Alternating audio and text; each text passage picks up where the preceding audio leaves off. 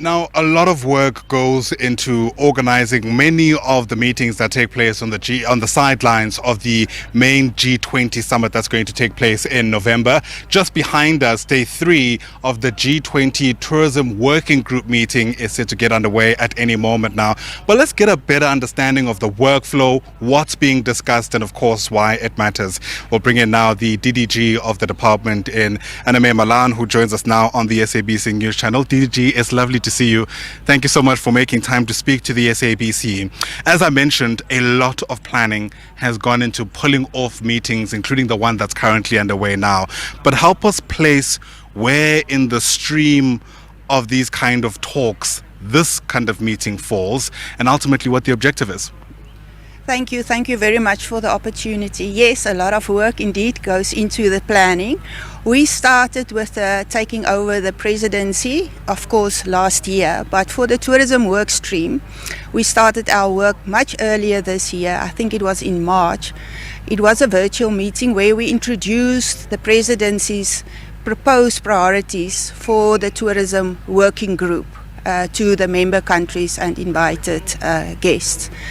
We then followed to a second meeting in May, which was a physical meeting in Durban on the margins of Africa's travel indaba. We did that so that the colleagues can also get the experience of Africa's travel indaba, where we discussed 3 of our outcomes on our 4 priorities. That was then followed by a next meeting, which was a virtual meeting discussing the outstanding priority outcome. And this week we are here to make sure that we are all aligned with all 4 priorities, the outcomes, in order for us to present our work to the tourism ministers tomorrow. Yeah. That will then be taken to the Presidential Leadership Summit. All right, that's crystal clear. Let's speak a bit more about those priorities. And I know some of the words may not necessarily be commonplace for the ordinary South African. I know there's talk about enhancing air connectivity. There's issues around digital transformation. Help us break down in layman's terms what the idea here is. Yes, thank you very much. As I mentioned, we have 4 priorities. We identified 4 priorities with key actions. I should emphasize that. Our minister was very clear. She wants actions, not only documents.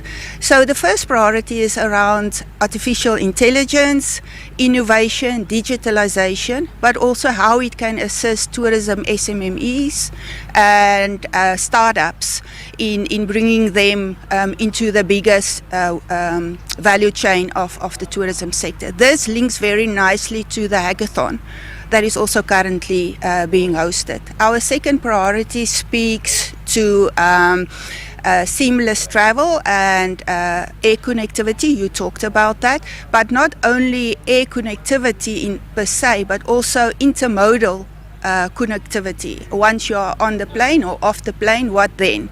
Making sure that travel from one country to another country is easy, but also making sure that travel within the country is easy. And not only plane, they can be train as well.